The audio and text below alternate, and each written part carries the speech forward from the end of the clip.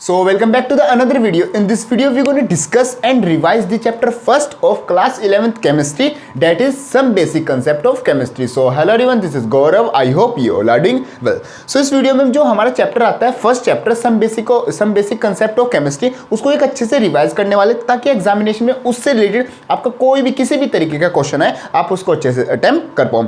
इस वीडियो में हम इस चैप्टर के चैप्टर फर्स्ट के हर एक टॉपिक को अच्छे से रिवाइज करेंगे। मीन्स टॉपिक वाइज हम रिवाइज करेंगे, कोई भी टॉपिक हम स्किप नहीं करेंगे। मींस छोटी से छोटी डेफिनेशन और हर एक फॉर्मूले को हम इस वीडियो में चेकआउट करेंगे ताकि आपका कुछ भी क्या है बचे नहीं, और आप जो भी आपका एग्जाम आएगा एमसीक्यू टाइप क्वेश्चन या किसी भी टाइप के आपके क्वेश्चन आएंगे उसको आप अच्छे से क्या कवर कर पाओ। तो मैं जो मेरे पास जो नोट्स हैं उनको मैं अपने साथ रखूंगा ताकि मैं चेक भी करता रहूं कि हमारा कोई भी पॉइंट क्या है स्किप ना हो, और जो हम मतलब रिवीजन करें वो line to line means word to word हर एक पॉइंट को डिस्कस करते चले, बीच में से कोई भी पॉइंट हमारा छूटे नहीं। बाकी जो नोट्स हैं इन सब का जो पीडीएफ का जो लिंक है वो आपको डिस्क्रिप्शन में मिल जाएगा, और भी जो रिवीजन वीडियोस हैं उन सब का जो लिंक है वो सिंपली आपको डिस्क्रिप्शन में मिल जाएगा। वो तो आप वीडियो के बाद मतलब ये वीडियो देखने के बाद वो सब चेकआउट कर लेना।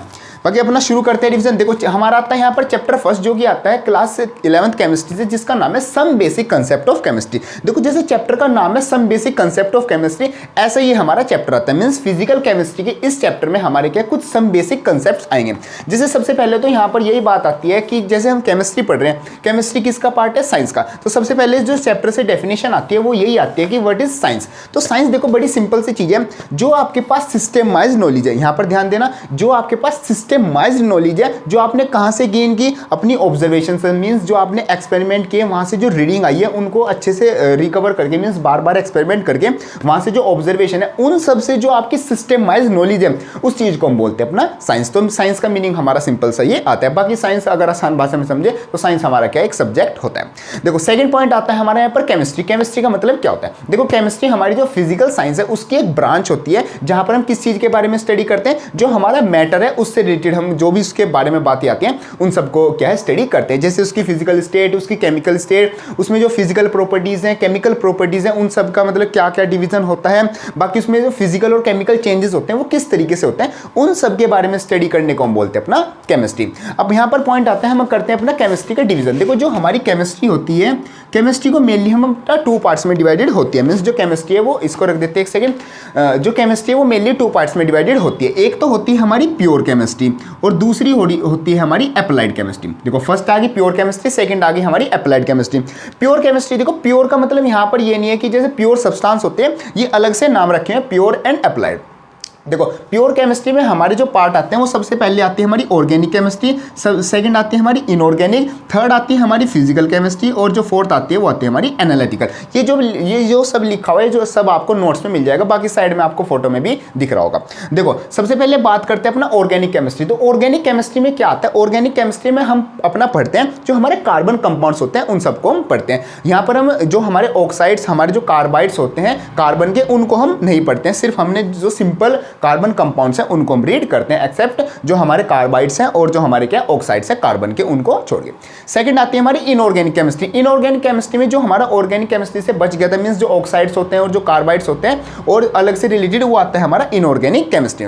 थर्ड आती है हमारी फिजिकल केमिस्ट्री। फिजिकल केमिस्ट्री में हम क्या पढ़ते हैं? जो हमारी फिजिकल चीजें होती हैं, मींस जो मैटर है उसका मास कितना है, किस तरीके से वो रिएक्ट करता है, उसकी प्रॉपर्टीज, वो सब कहां पर पढ़ते हैं? अपना फिजिकल केमिस्ट्री में पढ़ते हैं। लास्ट आती है एनालिटिकल। एनालिटिकल का मतलब क्या होता है? यहां पर हम अपना करते हैं एक्सपेरिमेंट। मींस हम क्या पढ़ते हैं? अपनी ऑब्जर्वेशन पढ़ते हैं। मींस ये वाला जो केमिकल है जो हमारा Na है Cl के साथ किस तरीके से रिएक्ट करता है, कैसे कैसे रिएक्शन हो रही है, वो सब हम पढ़ते हैं अपना एनालिटिकल में। सेकंड जो पार्ट आता है वो आता है हमारा अप्लाइड केमिस्ट्री। देखो अप्लाइड का नाम से क्लियर हो रहा है, अप्लाई मींस हमने जहां पर अपनी केमिस्ट्री अप्लाई की और वहां से हमारा कोई रिजल्ट आया हो, उस चीज को स्टडी करने को हम बोलते हैं अपना अप्लाइड केमिस्ट्री। फॉर एग्जांपल जैसे पॉलीमर केमिस्ट्री होगी, हमने ड्रग्स केमिस्ट्री होगी, मींस वहां पर हमने अपना केमिकल्स के साथ कुछ चेंजेस करके कोई नया प्रोडक्ट बनाया, मींस अप्लाई किए केमिस्ट्री, तो उस तरह की केमिस्ट्री को हम बोलेंगे अपना अप्लाइड केमिस्ट्री। तो यहां तक आ जाता है हमारा केमिस्ट्री का डिवीजन। नेक्स्ट जो पार्ट आता है वो आता है हमारा, एक छोटी सी डेफिनेशन आ जाती है, वो आती है वेट। देखो वेट हम क्यों पढ़ रहे हैं यहाँ पर? क्योंकि आगे जो चैप्टर आएंगे जो न्यूमेरिकल आएंगे फिजिकल केमिस्ट्री में, वहां पर हमारा जो एटॉमिक वेट, मॉलिक्यूलर वेट, ये वेट बहुत बार आएगा, तो उसको एक बार वेट को देख लेते हैं ये चीज क्या होती है। देखो वेट की जो डेफिनेशन लिखी हुई है वो ये है कि the force which an object is attracted towards the earth. Means weight का मतलब क्या होता है? वेट एक वो फोर्स होता है जिससे वो फोर्स होती है जिससे वो अर्थ की तरफ क्या अट्रैक्ट हो रहा है। तो वेट का सिंपल यहां पर हमारा हो गया फोर्स। जैसे W को लिखते हैं, W इज इक्वल टू किसके इक्वल होता है, mg के हमारा इक्वल होता है। तो W तो हो गया हमारा एक तरीके से फोर्स जिससे वो अर्थ की तरफ अट्रैक्ट हो रहा है। m हमारा यहाँ पर आता है मास। मास क्या होता है, जो बॉडी के अंदर जो मैटर होता है उसको हम बोलते हैं अपना मास। तो वेट का मतलब क्या हो गया, वेट हमारा वो फोर्स होता है जिससे वो क्या है अर्थ की तरफ अट्रैक्ट हो रहे हैं। बाकी यहाँ पर एक पॉइंट आता है मैटर। मैटर तो आप अपना 3rd 4th क्लास से पढ़ते आ रहे हो, anything which occupy space and have mass is called matter. Next point आता है हमारा यहाँ पर फिजिकल क्लासिफिकेशन, मीन्स हमारा जो मैटर है उसकी फिजिकल क्लासिफिकेशन आती है। अब देखो जो मैटर है, मैटर आपको पता है anything which occupy space have mass is called matter.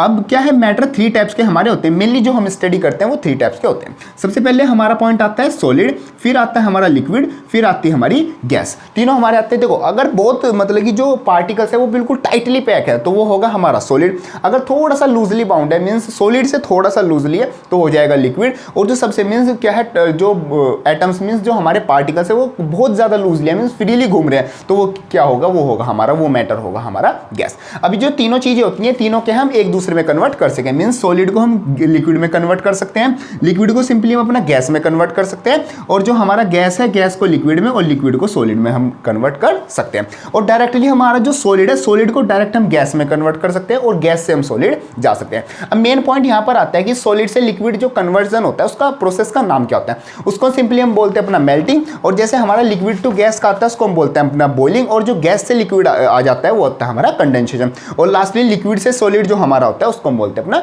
Freezing. ये हमारे मीन्स छोटे से प्रोसेस के नेम आ जाते हैं। कई बार ये छोटी सी डेफिनेशन आती है कि व्हाट इज फ्रीजिंग, या फिर पूछ लेते हैं कि सॉलिड से लिक्विड कन्वर्जन को हम क्या प्रोसेस का नाम बोलते हैं। बाकी एक पॉइंट ये भी ध्यान रखना है, जैसे जैसे हम सॉलिड से लिक्विड, लिक्विड से गैस मीन्स कन्वर्जन करेंगे, तो अगर हमें ऊपर से नीचे जाना है तो जो हमें हीट है वो प्रोवाइड करनी पड़ेगी, मीन्स हमें जो टेम्परेचर है वो बढ़ाना पड़ेगा, मीन्स हमें हीट इनमें देनी पड़ेगी। और जैसे जैसे गैस से लिक्विड और सॉलिड में जाएंगे तो हीट हमें इनके अंदर से निकालनी होगी, मीन्स हमें जो टेम्परेचर है वो डाउन करना होगा। तो ये भी पॉइंट आपको ध्यान रखना है। अब यहां पर एक पॉइंट आता है कि सॉलिड से डायरेक्ट गैस में कन्वर्जन को, उसको प्रोसेस का नाम क्या होता है, तो ये प्रोसेस का नाम आप बताओगे। मींस सॉलिड से डायरेक्ट गैस में कन्वर्जन का जो नाम होता है आपको पता है तो आप उसको कमेंट डाउन करोगे, देखते हैं किन किन बच्चों को ये पता है। और इसका एक एग्जांपल भी जरूर देना कि सॉलिड से डायरेक्ट गैस में कन्वर्जन का एक एग्जांपल और उस प्रोसेस का नाम आपको पता है तो आप नीचे कमेंट बॉक्स में उसको लिख देना। आगे चलते हैं। देखो आगे आता है हमारा केमिकल क्लासिफिकेशन। ये हमने देखा था मैटर का अपना फिजिकल क्लासिफिकेशन, मींस देख के पता लगाने वाला। आज हम देखेंगे अपना केमिकल क्लासिफिकेशन। देखो केमिकल क्लासिफिकेशन में बात क्या आती है, केमिकल क्लासिफिकेशन में हमने 2 क्लासिफाई किए हैं। सबसे पहले आता है हमारा मिक्सचर, और सेकंड जो पॉइंट आता है वो आते हैं हमारे प्योर सब्सटेंस। मींस 2 तरीके के हमारे सब्सटेंसेस है, एक तो है मिक्सचर और दूसरे आते हैं हमारे प्योर सब्सटेंस। प्योर जो है, प्योर हमारा आगे सब डिवाइडेड है, एक तो आता है हमारा एलिमेंट और दूसरा जो आता है वो आता है हमारा कंपाउंड। इन चीज़ों को समझते हैं। देखो एलिमेंट का मतलब क्या होता है, एलिमेंट का सिंपल सा मतलब है एक ऐसा सिंपलेस्ट फॉर्म ऑफ सब्सटेंस जिसको हम और डिवाइडेड नहीं कर सकते, और अगर और डिवाइडेड भी करते हैं तो वो वही सब्सटेंस निकल के आता है। फॉर एग्जांपल हमारे पास एक पीस है आयरन का, ठीक है, अगर इसको हम फर्दर डिवाइडेड करेंगे, मीन्स और कट पीस करें या इसको और डिवाइडेड करें तो ये आयरन ही रहेगा। तो इस टाइप के सब्सटेंस को हम बोलते हैं अपना एलिमेंट। सेकंड आता है हमारा प्योर सब्सटेंस, जो कि आता है हमारा कंपाउंड। देखो कंपाउंड का मतलब क्या है, कंपाउंड भी थोड़ा थोड़ा एलिमेंट के रिलेटेड होता है। इसमें हमारा 1 और 2 एलिमेंट आपस में क्या है, मिक्स होते हैं। अब देखो जैसे फॉर एग्जांपल H2O, लेकिन यहाँ पर फर्क क्या होता है, कंपाउंड में हो गया, कंपाउंड में 1 या 2 एलिमेंट हमारे मिक्स होंगे, लेकिन वो एक फिक्स रेशियो में क्या है, मिक्स होंगे। तो यहाँ पर जैसे H के क्या है, 2 मॉलिक्यूल है, मीन्स 2 एटम है, और O का क्या हमारा सिंपल 1 एटम आता है। तो इस तरीके के मिक्सचर को हम बोलेंगे कंपाउंड, जो कि क्या है, एक फिक्स रेशियो में हमेशा बनते हो। मीन्स अगर यहाँ पर H3 हो जाए और O हो जाए तो ये क्या है, ये वाटर नहीं बनेगा, ये कुछ अलग या तो नहीं बनेगा या फिर कुछ और बनेगा, ये H2O नहीं बनेगा। तो जब भी कोई सब्सटेंस एक फिक्स रेशियो में मिलने से ही बने तो उस चीज को हम बोलते हैं अपना सिंपली कंपाउंड। बाकी जो डेफिनेशन है वो तो आप अपना देख ही सकते हो। अब बात आती है हमारा मिक्सचर। मिक्सचर देखो क्या होता है, मिक्सचर आपने मान लो चीनी उठाई या इधर से नमक उठाया या पानी उठाया, आपस में सिंपली मिक्स कर दिया। ये नहीं देखा ये कितने किलो की है, ये कितने ग्राम है, सिंपली उठा के मिक्स कर दिया। इस तरह के मिक्सचर को, मीन्स इस तरह की मिक्सिंग को हम बोलते हैं अपना मिक्सचर। अब मिक्सचर भी हमारे 2 टाइप्स के होते हैं, एक तो होता है हमारा होमोजीनियस और सेकंड होता है हमारा हेट्रो। देखो होमो का मतलब क्या होता है, जब आपका जो मिक्सचर है वो यूनिफॉर्मली मिक्स हो जाए, मीन्स अपना जो आपकी नेक्ड आई है उनसे आप पता ना लगा पाओ कि अलग अलग पार्टिकल्स कहाँ पर है, तो उस टाइप के मिक्सचर को हम बोलते हैं अपना होमोजीनियस मिक्सचर। फॉर एग्जांपल आपने वाटर लिया, वाटर में आपने क्या कर दिया, वाटर में आपने सोल्ट डाल दिया, उसको अच्छे से स्टीर किया, तो वो देखो अगर आप उसको देखोगे तो वो मतलब आपके जो नमक या फिर जो सोल्ट था उसके पार्टिकल आपको अलग अलग नहीं दिखेंगे। तो इस तरह के मिक्सचर को हम बोलते हैं अपना यूनिफॉर्मली मीन्स बोलते हैं होमोजीनियस मिक्सचर। नेक्स्ट आता है हेट्रोजीनियस। हेट्रोजीनियस में मान लो आपने ग्लास ऑफ वाटर लिया, उसमें सैंड डाल दो, मिट्टी डाल दो सिंपली, तो आप अगर उसको स्टीर भी करते हो या थोड़ी देर रखो भी ना, तो उसमें आपको दिख जाएगा कि मिट्टी के पार्टिकल अलग दिख रहे हैं और जो पानी है वो अलग उसमें दिख रहा है। तो ऐसा मिक्सचर जो नॉन यूनिफॉर्मली मीन्स अच्छे से मिक्स ना हो, उस टाइप के मिक्सचर को हम बोलते हैं अपना हेट्रोजीनियस मिक्सचर। ये आ जाता है हमारा chemical classification of matter. Simply यहाँ तक हमारा पॉइंट आ जाता है। अब देखो यहाँ पर नेक्स्ट आएंगे हमारे एलिमेंट्स की डेफिनेशन, कंपाउंड्स की डेफिनेशन, ये सब डेफिनेशन आती है तो आपको यहाँ से मिल जाएंगी। बाकी इंस्टाग्राम पे ये सारी फोटो अपलोडेड है, बाकी नीचे जो PDF है वो उसको आप डाउनलोड करके तो सिंपली आप पढ़ ही सकते हो। बाकी मेन पॉइंट था इनका जो मतलब होता है वो हमें समझना था। देखो यहाँ पर ये सब कुछ हमने कर लिया। अब नेक्स्ट पॉइंट आता है लॉज ऑफ केमिकल कॉम्बिनेशन। ये हमारा मेन पॉइंट आता है। देखो laws of chemical combination mainly इसमें हमारे आते हैं 6 लॉज। अब 6 के 6 लॉज आसानी से समझ लो, पूरी जो केमिस्ट्री है वो आपकी ये बेसिक लॉज हैं। इन बेसिक लॉज से हमारे आगे जो और लॉज हैं वो बनते हैं। देखो जैसे फर्स्ट लॉ आता है law of conservation of mass. Law of conservation of mass की जो स्टेटमेंट है वो ये आती है, total mass of reactant is equal to total mass of product. Means मान लो आप कोई रिएक्शन करते हो, फॉर एग्जांपल आपने A प्लस B किया और उसके आपका C प्लस D बन गया, ठीक है। ये आपकी एक तरह से बोल सकते हैं डबल डिस्प्लेसमेंट रिएक्शन है। तो यहाँ आपने A प्लस बी किया और C प्लस D किया। मान लो A आपका 10 ग्राम था और B आपका क्या 20 ग्राम था, ठीक है। अब टोटल मास इधर कितना हो गया, वो हो गया 30 ग्राम। तो जो इधर C प्लस D होगा वो भी कितना होगा, वो 30 ग्राम ही होगा। मीन्स जो आपका टोटल मास होगा रिएक्टेंट का वो किसके इक्वल होगा, वो हमेशा टोटल मास ऑफ प्रोडक्ट के इक्वल होगा। ये हमारा आ जाता है लॉ ऑफ कंजर्वेशन ऑफ मास। और बाकी इसको हम इस तरीके से भी मतलब बता सकते हैं कि mass can neither be created nor be destroyed, it can only be converted from one form to another. ये भी हम पॉइंट लिख सकते हैं कि जो मास है वो हम एक से दूसरे में कन्वर्ट कर सकते हैं, ना तो खत्म कर सकते हैं ना ही मतलब अपनी तरफ से 10 ग्राम मेरे पास कुछ था और मैंने कुछ मतलब इसमें मंत्र पढ़ा और ये 50 ग्राम हो गया। हम ऐसा भी नहीं कर सकते हैं, मुझे इसमें कुछ ऐड करना पड़ेगा। अगर इसको 50 ग्राम बनाना है तो उतना ही ऐड करना पड़ेगा, तब ये बढ़ेगा। नेक्स्ट जो लॉ आता है वो आता है लॉ ऑफ कांस्टेंट प्रोपोर्शन। इसकी जो स्टेटमेंट आती है सुनो ध्यान से, देखो a chemical compound always contains the same element combined together in a fix ratio. For example जैसे अभी H2O का देखा था, देखो जो भी केमिकल कंपाउंड होगा वो हमेशा क्या है, उसमें सेम एलिमेंट मतलब आएंगे और हमेशा फिक्स रेशो में आएंगे। ये आता है हमारा law of constant proportion. Means जो कांस्टेंट प्रोपोर्शन है, हमेशा जो कंपाउंड बनेगा उसमें हमेशा जैसे H2 होगा उसमें हमेशा H होगा और O होगा, और H कितने होंगे, 2 होंगे, और जो ऑक्सीजन है वो 1 होगा, तभी हमारा क्या है ये कंपाउंड बनेगा। ये आता है हमारा लॉ ऑफ कांस्टेंट प्रोपोर्शन। ऐसा नहीं है कि अगर वहां पर कभी कभी इनका मन करे कि H क्या है 3 आ जाओ और O क्या है, आज O आया नहीं है तो बिना O के H2O बना दो, ऐसा नहीं होगा।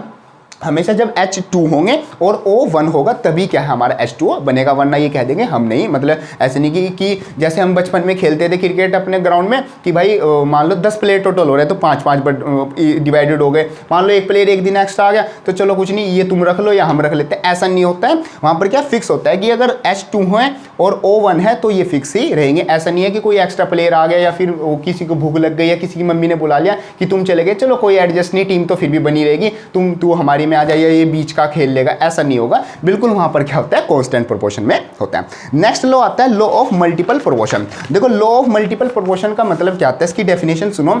If 2 elements combine to form more than 1 compound, यहां पर पॉइंट आया, इफ 2 एलिमेंट्स, 2 एलिमेंट है, combine to form more than 1 compound, then the mass of different element that combined with the fixed mass of a other element always being a simple ratio। देखो यहाँ पर point क्या आता है, जैसे इसको समझते हैं, इसको हटा देते हैं। यहाँ पर एग्जाम्पल है जैसे H2O है, मीन्स H और O मिलके क्या बना है H2O, और एक और कंपाउंड बनता है HO का H2O2। अब यहाँ पर जो H का इसमें है, H इसके में कितने हैं, 2 हैं, और इसमें भी कितने हैं, 2 हैं, और इसमें जो ऑक्सीजन है वो कितने हैं, इसमें 1 है और 2 हैं। मीन्स इसमें जो हमारा ऑक्सीजन का अगर हम रेशो देखें वो हमेशा क्या आएगा, वो सिंपल रेशो आएगा। यहाँ पर कहने का मतलब ये है कि जो 2 एलिमेंट है वो कंबाइन करेंगे और 2 तरीके के मीन्स अलग अलग तरीके के हमारे क्या कंपाउंड बनाएंगे, तो उसमें से जो हमारा डिफरेंट एलिमेंट एलिमेंट है, जैसे इसमें डिफरेंट एलिमेंट हम ओ ले लेते हैं, तो उसका जो रेशो होगा वो हमेशा क्या है, एक सिंपल रेशो में होगा। सिंपल रेशो जैसे कि 1:1 या फिर 2:4 या फिर 2:4 तो नहीं, 1:2 ही होगा, वो तो 3:5 या 7:9, इस तरीके से मीन्स एक सिंपल रेशो में हमारा ये होगा। इसी को बोलते हैं लॉ ऑफ मल्टीपल प्रोपोर्शन। ये हमारा सिंपल पॉइंट आता है। अब देखो जैसे O:O यहाँ पर लिख देते हैं, O:O कितना आया हमारा 1:2, ये हमारा पॉइंट आता है। अब नेक्स्ट आता है हमारा लॉ ऑफ रेसिप्रोकल प्रोपोर्शन।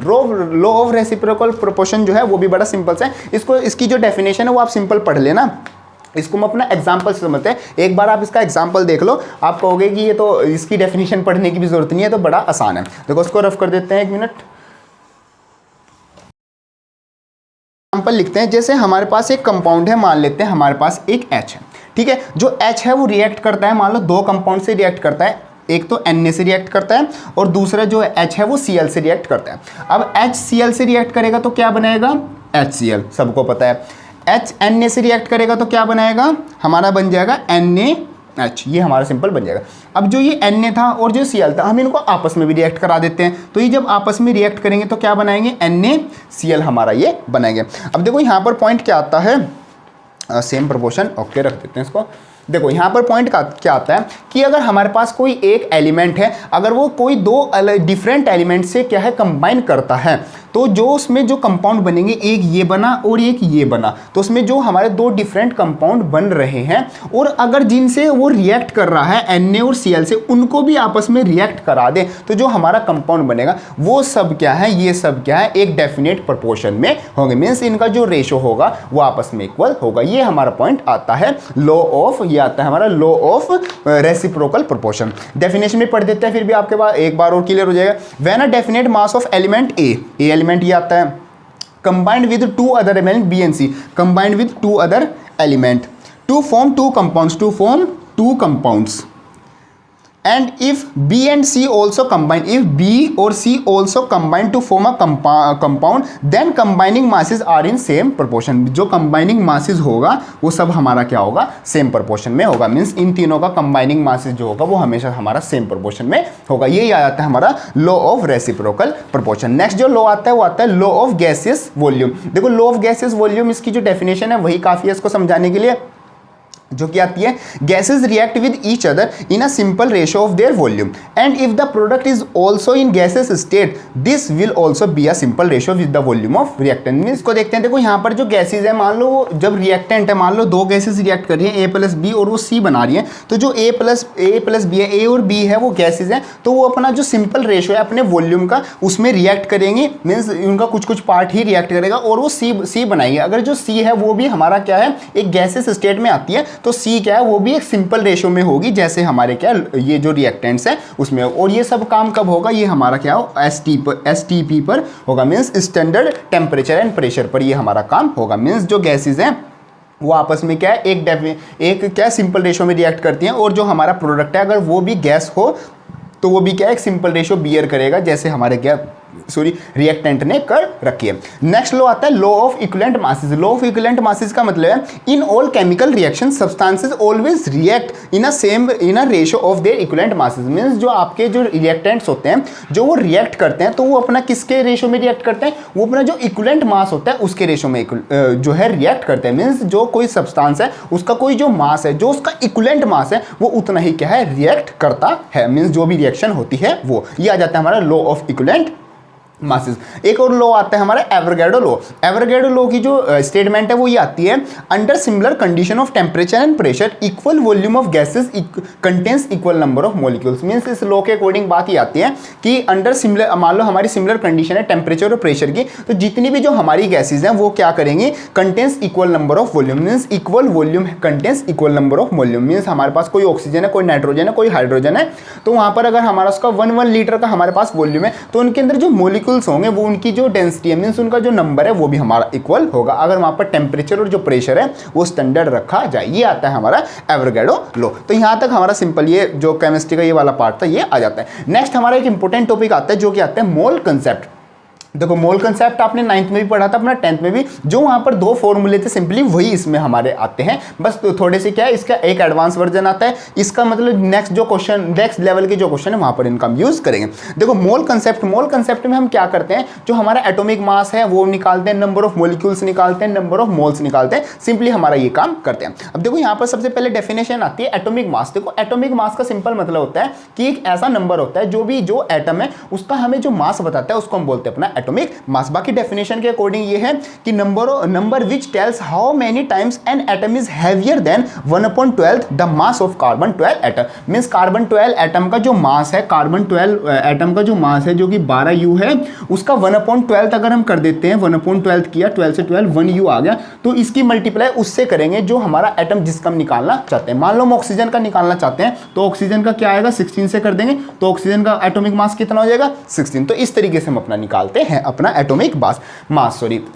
तो सिंपली वैसे तो ये जो वैल्यू है जो मेन आते हैं ऑक्सीजन का, हाइड्रोजन का, नाइट्रोजन का, ये जो चीज़ें हैं ये सारे आपके सोडियम और ये चीज़ें आपके एटॉमिक मास इनका याद होना चाहिए। नेक्स्ट पॉइंट आता है एएमयू की जो डेफिनेशन जो वो फुल फॉर्म होती है वो होती है एटॉमिक मास यूनिट। और यहाँ पर एक डेफिनेशन आती है 1 मोल की। 1 मोल की डेफिनेशन देख लेते हैं। A mole is defined as the number of atoms in 12 gram of carbon 12 atom. Means जो 12 ग्राम है कार्बन 12 एटम का, उसमें कितने नंबर ऑफ हमारे एटम्स आते हैं उसको हम बोलते हैं अपना 1 मोल, जो कि किसके इक्वल होता है, हमारा जो Na है उसके इक्वल होता है। Na is equal to 6.022 into 10 की पावर 23। ये हमारा क्या आता है, ये हमारा एवोगाड्रो नंबर आता है। नेक्स्ट चलते हैं, नेक्स्ट हमारे कुछ फॉर्मूलेज आएंगे। जैसे आप देख सकते हो ये सब आते हैं हमारे फॉर्मूलेज, आपको फोटो में सिंपली यहाँ पे दिख रहा होगा। तो ये जो फॉर्मूलेज है ये सिंपली आपको एक बार पढ़ोगे सिंपली याद हो जाएंगे। और बाकी जितनी भी फिजिकल केमिस्ट्री है ऑलमोस्ट पूरी फिजिकल केमिस्ट्री को ये फॉर्मूले क्या है कवर कर लेते हैं। बाकी जो चैप्टर्स टू चैप्टर्स क्या है वेरी भी करते हैं, किस चैप्टर में किस टाइप का क्वेश्चन आता है। जैसे सबसे पहले आता है number of moles. Number of moles का फॉर्मूला है मास अपॉन मोलर मास। ऐसे इसको हम चेंज कर सकते हैं। जैसे सेकंड जो फॉर्मूला आता है नंबर ऑफ मॉलिक्यूल्स। अब क्वेश्चन में अगर किसी भी टाइप के क्वेश्चन में पूछे नंबर ऑफ मॉलिक्यूल्स निकालना, तो नंबर ऑफ मॉलिक्यूल्स किसके इक्वल होता है, number of moles into Na की वैल्यू है हमारी ये, तो नंबर ऑफ मोल्स को Na से मल्टीप्लाई कर दोगे, किसी भी number of molecules, number of atoms, number of particles, ये तीनों चीजें क्या है इसी फॉर्मूले से निकल जाएगी। बाकी इससे इसके जैसे कैसे कैसे क्वेश्चन आते हैं वो सब आपको साइड में दिख ही रहे होंगे क्वेश्चन, तो आप एक बार खुद ट्राई कर लेना। कोई सा क्वेश्चन नहीं होता है तो उसका इंस्टाग्राम पे मैसेज कर देना कि ये वाला क्वेश्चन नहीं हुआ या फिर इसका सोल्यूशन किस तरीके से होगा, हम उसको वहां पर डिस्कस कर लेंगे। नेक्स्ट फॉर्मूला आता है number of gram atom. Means किसी भी मतलब एलिमेंट में हमें नंबर ऑफ ग्राम एटम निकालने हैं तो हम निकाल सकते हैं mass of element in gram upon atomic mass of element in gram. ये फॉर्मूला लाके हम सिंपली निकाल सकते हैं। Number of moles at STP वो निकाल सकते हैं गिवन वॉल्यूम अपॉन 22.4। मीन्स ये गैसेस के लिए हमारा फॉर्मूला लग जाएगा। नेक्स्ट आता है फॉर्मूले सारे आपको यहाँ पर दिख रहे होंगे। किसी भी फॉर्मूले में मीन्स कोई से फॉर्मूले डाउट होगा वो आप उसको कमेंट डाउन कर देना कि ये वाला किस तरीके से है। वैसे तो हम सारे क्लियर करके चलेंगे, बाकी उसका जो कोई नया डाउट आया वो हम कमेंट डाउन में क्या मतलब कमेंट बॉक्स में क्या डिस्कस कर लेंगे।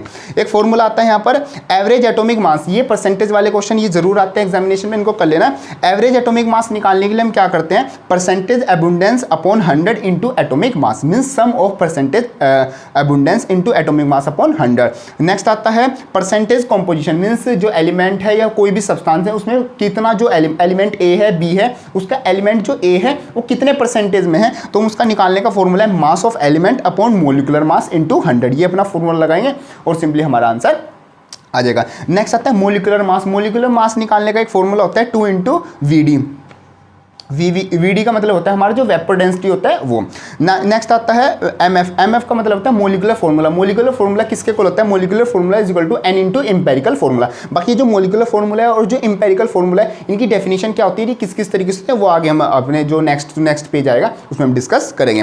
नेक्स्ट यहाँ पर पॉइंट आता है मोलैरिटी। अब देखो यहाँ पर पॉइंट आता है मोलैरिटी। मोलैरिटी यहाँ पर हम फॉर्मूला देखते हैं, बाकी इसकी डेफिनेशन किस तरीके से होती है वो हम आगे चेकआउट करेंगे। मोलैरिटी का जो फॉर्मूला होता है वो होता है number of moles of upon volume of solution in litre. इस फॉर्मूले से हम निकाल सकते हैं कोई भी सब्सटेंस है उसकी मोलैरिटी। बाकी इसकी डेफिनेशन भी इस तरीके से बनती है कि number of moles of solute present in 1 litre of solution is known as its molarity. इसको हम डिनोट करते हैं अपना कैपिटल एम से, और ये किसके इक्वल होती है, means m1 v1 is equal to m2 v2। ये हमारी जो है कांस्टेंट वैल्यू में होती है। नेक्स्ट आती है मोलैलिटी। मोलैलिटी का मतलब होता है number of moles of solute dissolved in present in 1 kilogram of solvent. यहाँ पर देखो ध्यान रखना, जो मोलैरिटी है वो सॉल्यूशन के लिए होती है और जो मोलैलिटी है, मोलैलिटी स्मॉल m, वो किसके लिए होती है, वो हमारा सॉल्वेंट के लिए इक्वल होती है। और जो ये हमारा मोलैरिटी है, ये इसमें लीटर हम यूज़ करते हैं, मीन सॉल्यूशन क्या है, हम सॉल्यूशन का वॉल्यूम यूज़ करते हैं। और जो मोलैलिटी है उसका मोलैलिटी में हम अपना जो सॉल्वेंट है उसका मास यूज़ करते हैं, मीन्स किलोग्राम में हम यूज़ करते हैं। सिंपली फॉर्मूला लगाओगे आपका सिंपली आंसर आ जाएगा। नेक्स्ट आता है एक फॉर्मूला आता है मोलैरिटी निकालने का, डायरेक्ट फॉर्मूला है 10 into mass percentage into D upon molecular mass. D यहाँ पर आता है हमारा डेंसिटी। ये फॉर्मूला लगाओगे सिंपली आपका आंसर आ जाएगा। बाकी सारे आपको फॉर्मूले मिल जाएंगे, इस तरीके से फॉर्मूले आते हैं, जिसका जो मीनिंग है वो साथ में लिखा हुआ है। फॉर्मूला लगाओगे आपका सिंपली आंसर आ जाएगा। बाकी क्वेश्चंस भी आ रहे हैं और क्वेश्चंस भी आप जैसे जैसे करोगे और आपकी अच्छे से प्रैक्टिस हो जाएगी। नेक्स्ट चलते हैं। देखो नेक्स्ट हमारे कुछ एक पॉइंट आता है relation between mole fraction and molality. देखो मोलैलिटी का तो आपको मतलब पता है, मोलैलिटी का मतलब number of moles of solute present in 1 kilogram of solvent, वो तो हो गया हमारा मोलैलिटी। अब ये मोल फ्रैक्शन देख लेते हैं। मोल फ्रैक्शन क्या होता है? देखो सिंपली मोल फ्रैक्शन का मतलब होता है, मान लो आपका कोई सब्सटेंस है, फॉर एग्जांपल मान लेते हैं आपके पास कोई कंपाउंड है जिसमें ए भी है, बी भी है और सी भी है। तो मोल फ्रैक्शन का मतलब है कि इस पूरे सब्सटेंस में ए के कितने मोल आते हैं, उस चीज को हम बोलते हैं अपना मोल फ्रैक्शन। मींस ए के कितने मोल्स आते हैं इस पूरे में, उस सिंपली वो आ गया हमारा मोल फ्रैक्शन। तो इन दोनों का रिलेशन आता है मोल फ्रैक्शन एंड मोलैलिटी, वो आता है x2 = small m upon small m plus 1000 upon m1। ये हमारा पॉइंट आता है। और यह जहाँ पर जो m1 है, m1 का मतलब है molar mass of solvent. Means molar mass of solvent हम रखेंगे इस फॉर्मूले में, सबकी वैल्यू रखेंगे, हम रिलेशन निकल जाएगा किसके बीच में, mole fraction and molality. x2 का मतलब है कि यहाँ पर हमारे मान लो कोई कंपाउंड होगा, उसमें दो चीज़ें होंगी, एक तो होगा x1 और एक होगा हमारा x2। तो x2 का मोल फ्रैक्शन निकालने के लिए फॉर्मूला, और सिंपली जो मतलब x1 का निकालना चाहते हैं तो x1 लगा देंगे, यहाँ पर हम मोलिकुलर मास उसी का ही रखेंगे। नेक्स्ट आता है relation between capital M and small m। तो जो रिलेशन आता है वो आता है small m = capital M into 1000 upon D into 1000 plus molar mass. ये हम अपना फॉर्मूला लगाएंगे और दोनों के बीच में मान लो हमें मोलैलिटी पता है तो मोलैलिटी निकाल लेंगे, मोलैलिटी पता है तो हम अपना स्मॉल m सिंपली निकाल लेंगे। नेक्स्ट एक फॉर्मूला आता है, अगर आपको स्पेसिफिक हीट पता है, वैसे ये क्वेश्चन सिर्फ एक बार ही आया है आज तक एग्जामिनेशन में, मैंने भी एक बार ही देखा है, मीन्स जो लास्ट 10 ईयर की बुक्स में थी उसमें एक बार ही लिखा हुआ था। ये क्वेश्चन आता है कि अगर आपके पास स्पेसिफिक हीट है तो आप अपना जो एलिमेंट है उसका एटॉमिक मास कैसे निकालोगे। तो उसका एक फॉर्मूला आता है direct, atomic mass = 6.4 upon specific heat. इसका सोल्यूशन करके मीन्स इसको डिवाइड करके आप क्या निकाल सकते हो, आप सिंपली निकाल सकते हो अपना एटॉमिक मास। नेक्स्ट टॉपिक आता है आपका मोल फ्रैक्शन। मोल फ्रैक्शन वही है जो अभी समझे, मीन्स आपका कोई सब्सटेंस में ए बी सी 3 है, तो अगर आपको ए के मोल पूरे कंपैरिजन में निकालने उसको हम बोलते हैं अपना मोल फ्रैक्शन, जिसका फॉर्मूला आ जाएगा x1 = Na/Na प्लस का Nb प्लस का Nc। मीन्स जिसके भी निकालने हैं उसको तो रख देंगे ऊपर, और बाकी जो भी चीज़ है वो सारी मतलब number of moles A B C उसके रख देंगे नीचे, और जिसके निकालने उसके रख देंगे ऊपर। वो हमारी क्या वैल्यू आ जाएगी कि इसके जो ए के जो मोल हैं वो इन कंपैरिजन टोटल के वो कितने आते हैं, उसी को हम बोलते हैं अपना मोल फ्रैक्शन। नेक्स्ट पॉइंट आता है relation between N and M। तो N और M का मीन्स जो नॉर्मेलिटी है और जो मोलैरिटी है उन दोनों का एक रिलेशन आता है जो कि आता है N = M into small n। और स्मॉल n का मतलब है हमारा टोटल पॉजिटिव चार्ज। इस फॉर्मूले को लगाएंगे, हमारे पास क्या है नॉर्मेलिटी या मोलैरिटी, इसमें से एक की वैल्यू पता होगी, दूसरी की वैल्यू हम निकाल लेंगे। पॉइंट आता है मोलैरिटी। मोलैरिटी की डेफिनेशन हमने अभी देख ली, वही आती है कि number of moles of solute present in 1 litre of solution. और ध्यान रखना ये टेम्परेचर डिपेंडेंट होती है। क्या हमारी जो मोलैरिटी है वो टेम्परेचर डिपेंडेंट होती है, मीन्स टेम्परेचर चेंज होने से इसकी वैल्यू चेंज हो जाती है। क्यों? क्योंकि ये किस चीज़ पर मतलब इसमें क्या आती है, इसमें आता है जो सोल्यूशन है मीन्स सोल्यूशन के लीटर पर डिपेंड होती है। तो जो आप अपना मान लो टेम्परेचर चेंज करोगे तो जो हमारा लिक्विड है उसकी डेंसिटी भी चेंज हो जाती है, मीन्स उसका जो वॉल्यूम है वो चेंज हो जाता है। तो इसी वजह से जो मोलैरिटी है उसकी वैल्यू टेम्परेचर डिपेंडेंट होती है। नेक्स्ट पॉइंट आता है मोलैरिटी। मोलैरिटी में आता है number of moles of solute dissolve in 1 kilogram of solvent. ये आती है हमारी मोलैलिटी, और ये टेम्परेचर इंडिपेंडेंट होती है। क्यों? क्योंकि जो सॉल्वेंट का मास है मान लो 1 kg है, तो टेम्परेचर बढ़ा लो या घटा लो वो 1 kg ही रहेगा, तो इसलिए टेम्परेचर इंडिपेंडेंट होती है। नेक्स्ट पॉइंट आता है इंपेरिकल फॉर्मूला। देखो इंपेरिकल फॉर्मूला का मतलब क्या होता है, डेफिनेशन देखते हैं। It represent the simplest ratio of the atom of various element present in a molecule of a substance. Means मान लो हमारे पास बेंजीन का फॉर्मूला क्या होता है, C6H6, ये हमारा उसका बेंजीन का हमारा फॉर्मूला होता है। तो इंपेरिकल ये तो क्या होगा, ये हो गया हमारा मोलिकुलर फॉर्मूला। ये क्या हो गया हमारा मोलिकुलर फॉर्मूला, ये हो गया हमारा मोलिकुलर फॉर्मूला। इसका इंपेरिकल फॉर्मूला क्या होगा, तो इंपेरिकल फॉर्मूला का मतलब होता है जो भी हमारा कंपाउंड है उसके जो एटम्स का वो सिंपलेस्ट रेशियो, मींस 6 से 6 कट जाएगा तो जो CH क्या होगा, CH होगा हमारा बेंजीन का क्या इंपेरिकल फॉर्मूला। और मोलिकुलर फॉर्मूला ये हो गया हमारा मोलिकुलर फॉर्मूला और CH क्या होगा, हमारा हो गया इंपेरिकल फॉर्मूला। इस तरीके से आते हैं हमारे empirical formula and molecular formula. इसका क्वेश्चन आता है कि मोलिकुलर फॉर्मूला और इंपेरिकल फॉर्मूला हमें क्वेश्चन में निकालने होते हैं, काफी मतलब एक बड़ा सा क्वेश्चन आता है, इस टाइप के हमारे इसमें क्वेश्चन आते हैं। नेक्स्ट आता है लिमिटिंग रिएक्टेंट। देखो लिमिटिंग रिएक्टेंट का मतलब क्या होता है, जो रिएक्टेंट हमारा क्या है, कंप्लीटली कंज्यूम्ड हो जाता है, मीन्स पूरा अच्छी तरीके से, मान लो ए हमने क्या है A + B किया और C बनाया, तो उसमें से जो A है वो पूरी तरह खत्म हो गया, मीन्स पूरा कंज्यूम हो गया। तो इस टाइप के एलिमेंट को, इस टाइप के सब्सटेंस को हम बोलेंगे लिमिटिंग रिएक्टेंट। नेक्स्ट आता है एक्सेस रिएक्टेंट। एक्सेस रिएक्टेंट का मतलब है जो बच जाता है, मान लो B के हैं, कुछ बच गया, पूरी तरह से रिएक्ट नहीं हुआ, तो जो बच गया उस टाइप के रिएक्टेंट को बोल देंगे एक्सेस रिएक्टेंट। नेक्स्ट एक मतलब रिलेशन आता है। रिलेशन इस चैप्टर में बहुत ही रेयर यूज होता है, बाकी आपको पता होना चाहिए, जैसे relation between degree Celsius and Fahrenheit, जो कि आता है F-32/9 = C/50। और ध्यान रखना ये क्या है, -40 डिग्री पर दोनों क्या है, सेम होते हैं, means degree Celsius and degree Fahrenheit -40 degree पर क्या है, दोनों क्या है, सेम शो करते हैं। नेक्स्ट एक पॉइंट आता है मोल फ्रैक्शन। मोल फ्रैक्शन तो हमने देख लिया, बाकी इस तरीके से हमारे इस चैप्टर में क्या है, पूरे टॉपिक्स कवर हो जाते हैं। बाकी सिंपल से हमारा चैप्टर था, इस चैप्टर में से कोई भी टॉपिक हमारा क्या है अब नहीं छूटा है, जितने भी टॉपिक थे वो हमने सारे सिंपली कवर कर लिए। आ जाता है हमारा चैप्टर फर्स्ट का some basic concept of chemistry, उसका रिविजन। वीडियो हेल्पफुल लगे तो उसको लाइक तो जरूर कर देना। बाकी जो ये PDF है, जो आपको ये फोटोज दिख रहे थे, इन सब का जो लिंक मतलब जो लिंक है वो आपको डिस्क्रिप्शन में मिल जाएगा। बाकी जो फोटोज हैं और जो नोट्स हैं और भी जो चीज़ें हैं वो सब आपको क्या है इंस्टाग्राम पर अपलोड हो चुकी है, आप वहाँ से भी सिंपली स्क्रीनशॉट ले लेना या फिर आप सिंपली डाउनलोड कर लेना। इंस्टाग्राम की जो आईडी है उसका लिंक भी आपको डिस्क्रिप्शन में मिल जाएगा, बाकी आपको आईडी भी शो हो रही होगी, यहाँ पर आप सिंपली फॉलो कर सकते हैं। और यहाँ पर आपको सारी जितने भी जो वीडियोज़ अपडेट हैं या फिर जो भी चीज़ें हैं वो सारी आपको वहाँ पर प्रोवाइड करा दी जाएंगी। बाकी वीडियो हेल्पफुल लगे तो उसको लाइक तो जरूर ही करना है और कोई अच्छा सा कमेंट भी करके जाना। बाकी बीच में जो वीडियो में कोई भी हमने जो क्वेश्चन पूछा है उसका भी आंसर आपको जरूर देना है। So all the best for your examination.